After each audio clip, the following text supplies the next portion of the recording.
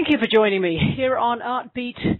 And today, James Rollins, the New York Times best-selling author of many international thrillers, is joining me. And we're going to be talking about Eye of God, which is one in the Sigma series, about the 8th in that series. And as always, James manages to combine high-concept scientific theories with amazing historical and religious facts to redefine reality as we know it. And I can certainly attest to the fact that this is a fast-paced thriller that does inform as much as it entertains. James, first of all, thank you for joining me today. It's a delight. Thank you. So Eye of God opens with a bang, really. Attila the Hun is being poisoned. First of all, I had no idea that Attila the Hun was indeed poisoned. So it started right away with something that captivated me. But tell us a little bit about, the sort of amazing array of characters you weave into what is actually a very modern novel. I do. I love blending history and science together. The history of this book starts out with, as you mentioned, the prologue with Attila the Hun. And I'm always looking for those bits of history that end in a question mark. A historical mystery maybe I can explore in one of my novels. And I'm specifically excited more about those pieces of history that maybe have an impact today, that has some resonance that echoes up through the different centuries to modern times. And I'll use the two main historical figures for the novel as an example of that. Attila the Hun, the historical mystery around Attila is baffling historians to this day.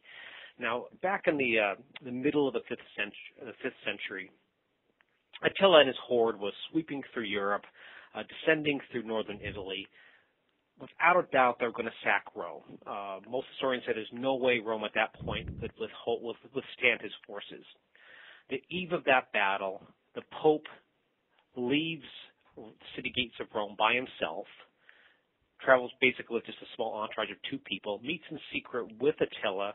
They meet in a tent along the banks of Lake Garda. Following that meeting, Attila uproots his forces, turns around, and leaves Italy. So to this day, no one knows what was said in that tent. Did the Pope give Attila something? Did he say something? Did he scare Attila? There's many different theories about what happened. Of course, I explore one of those theories, actually 2 of those theories in this novel itself, on what might have happened in that tent to turn Attila away. Attila's a fascinating figure. About a year after that, he died suddenly. He died of a nosebleed, drowned in his own blood. Some historians believe that he was secondary to alcoholism, that maybe he burst a vessel in his narrow nasopharynx area and drowned in his own blood. It occurred on the night of his wedding feast, and so possibly he was carousing too much and died because of that.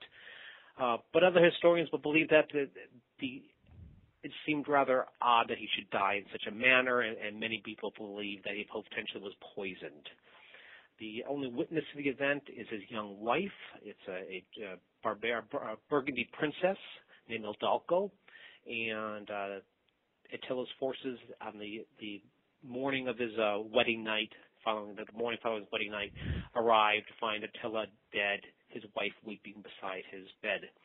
Of course, then, is that a poisoning? Was it natural causes? That's something, again, I like to explore in this novel.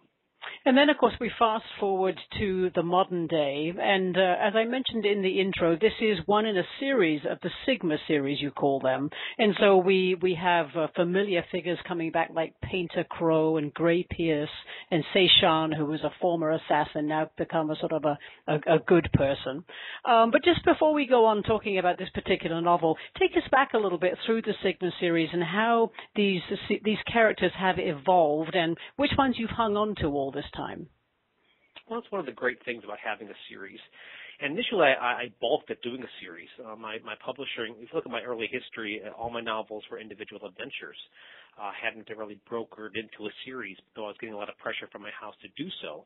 And one of the reasons I resisted that was that with a serial character, you know because they're going to occur in that next episode or the next book that they're not going to necessarily die in this book.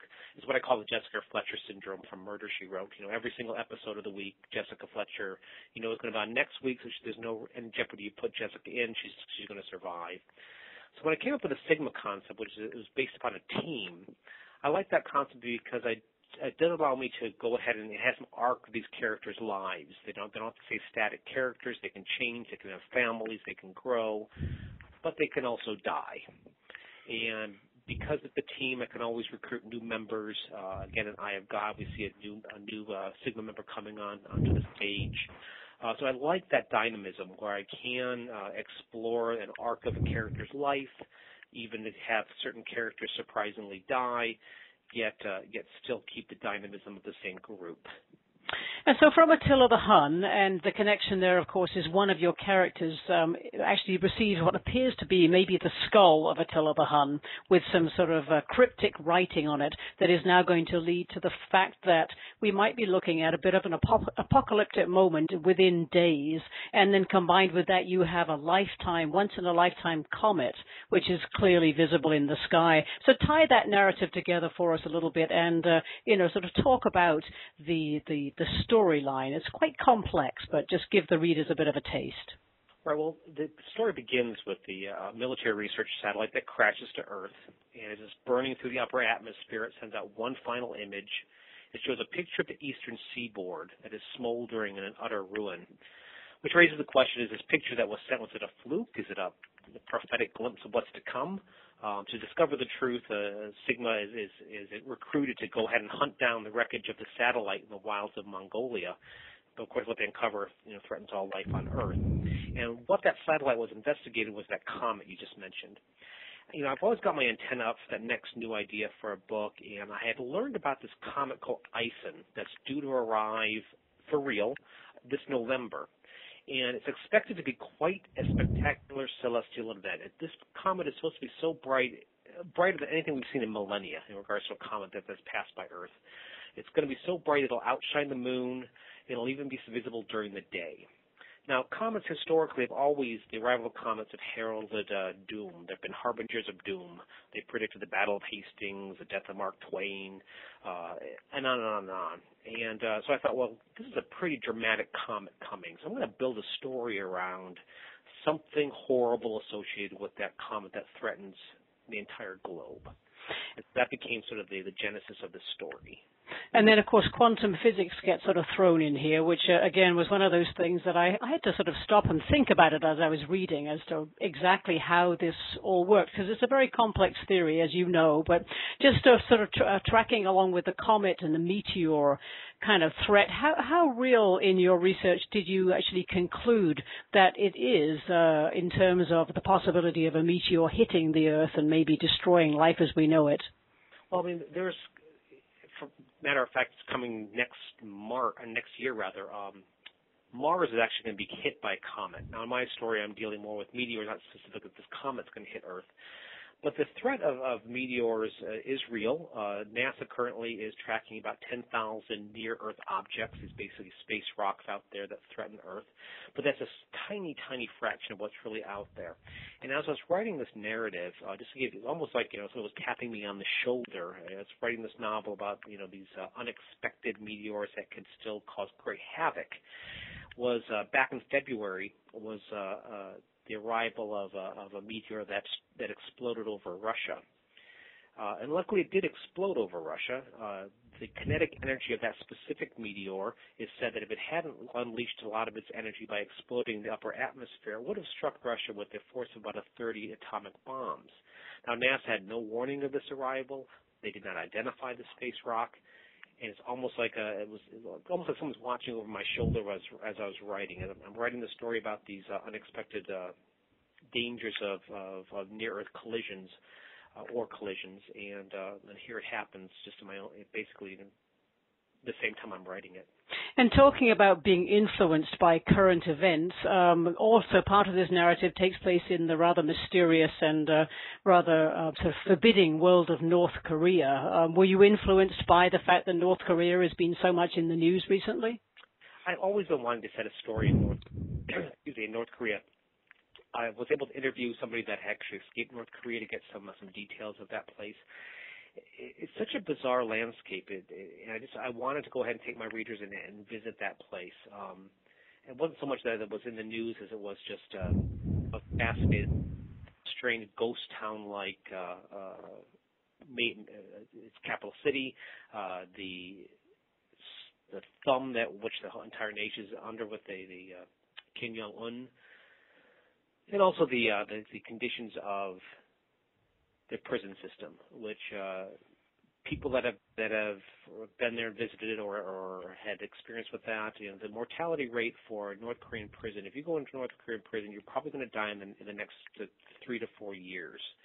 It's the conditions are so atrocious. So again, I wanted to sort of shine a light on that too. And, again, sort of mixing things up, we mentioned the whole idea of quantum physics and so on. And at one point you raised the question about what is real and what is not in the sort of the life and reality we all experience. And at one point you talk about how we might all be living in a hologram. Talk about that for a minute. Sure. I mean, that was the genesis for this entire book, really. I was lucky enough to get an invitation to tour Fermilab, which is a National Particle Accelerator lab outside of Chicago. And got to talk to various physicists, and over lunchtime there were a bunch of physicists and me sitting at a table, and I asked them what I ask a lot of researchers that I happen to encounter is, tell me something about your research that keeps you up at night. And one of the physicists raised the specter that possibly everything that we see in the world is not real, that's actually a hologram, it's an artificial construct defined by these equations that are written on the inside shell of the universe. To be honest with you, I'm not entirely sure I understand what he meant by that, so I tried to sort of tease him out a little bit more. And I asked him, this seems pretty science fiction, it seems pretty far-fetched. And he goes, actually, no, most mathematicians, most physicists who study the theorem believe this is probably true. And actually this year Fermilab is building a holometer. It's a device that can actually test to see if we're actually living in a hologram. And I like this one example of how unreal reality is. This is a quote from Brian Greene, another physicist, in regards to, we all seem substantial. I weigh in at about 200 pounds. Seems like I've got a fair amount of mass. I feel like I'm solid. But he says, if you look a little bit deeper, if you look at the atomic structure of your body, your atoms are basically just a hard nucleus with these orbiting shells of electrons. So you've got a lot of dead space in that atom. He said, if you actually suck out all that dead space, if you remove all that dead space out of the atomic structure of the human body and shrink it all down, that every human being on the planet, both now and in the past, anybody that's ever lived on this planet, if you took all of them together, shrunk them all down, they would all fit into the size of a baseball. So that's literally how much actual physicality, how much actually solidness there is in what we consider to be a fairly substantial world. And actually we're living in a fairly insubstantial world. And things like that fascinate me. And then I got talking to them about multiple universes and how holograms could be possibly being designed by somebody outside of our universe. Just fascinating stuff, and again, something I want to explore in this novel and build a sort of a bit of a roller coaster while hopefully expanding a little bit about the cutting edge of physics going on right now. And then traveling back in history again, another couple of famous characters who appear in Eye of God are Genghis Khan and St. Thomas, better known as Doubting Thomas. What's the connection with those two in the novel? Well, Genghis Khan, again, I was fascinated by him. Again, he sort of ties a little bit to Attila the Hun in one respect. When Attila died, he was buried with all of his treasures. It's believed that he was buried in a triple set of coffins, one of iron, one of silver, one of gold. The site of his burial vanished. People that helped bury him were slaughtered and killed. That echoes almost exactly what happened with Genghis Khan. Genghis Khan conquered most of the known world, and vast wealth flowed into Mongolia, gold, crowns, jewels, ancient texts. Once they crossed the border into Mongolia, they were never seen again. And all that vast treasure at that time was buried with Genghis Khan and vanished again.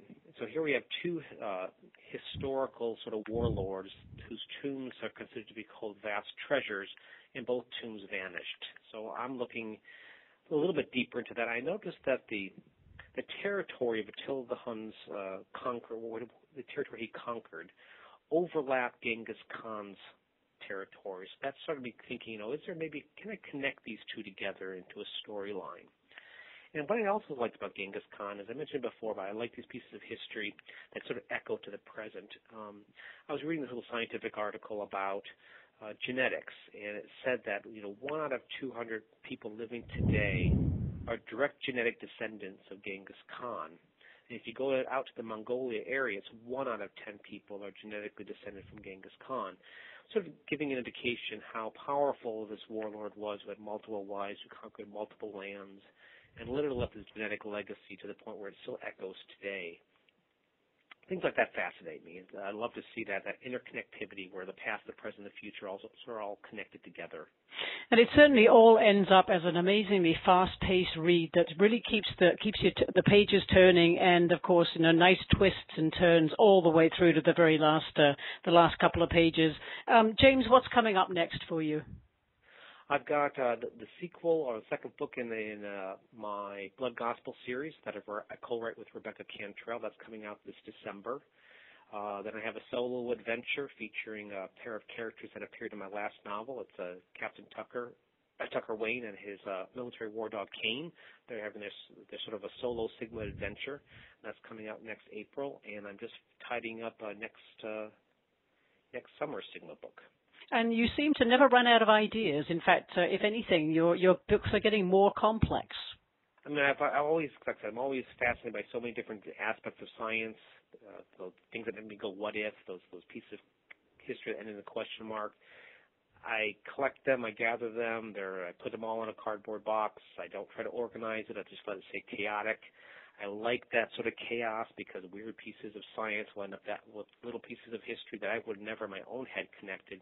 But because they just sort of randomly end up next to each other in the box, stories get generated. I'm secretly worried that one day someone's going to steal that box and there's the end of my career. And for more information about this book and about James himself and about all of his other many novels and writings, you can visit him at jamesrollins.com. And James, is that the best way for people to make contact with you via email or any other method? It sure is. There's a Contact Jim button on my website. I'm also probably spend too much time on Facebook. Have a lot of interaction there. Enjoy sort of that give and take that was never available back when I first started my career. So Facebook is another great way to contact me. Okay. My guest has been James Rollins here on Artbeat, The Eye of God, his latest novel, and I certainly recommend it. And James, thanks as always for taking time to join me. Thank you.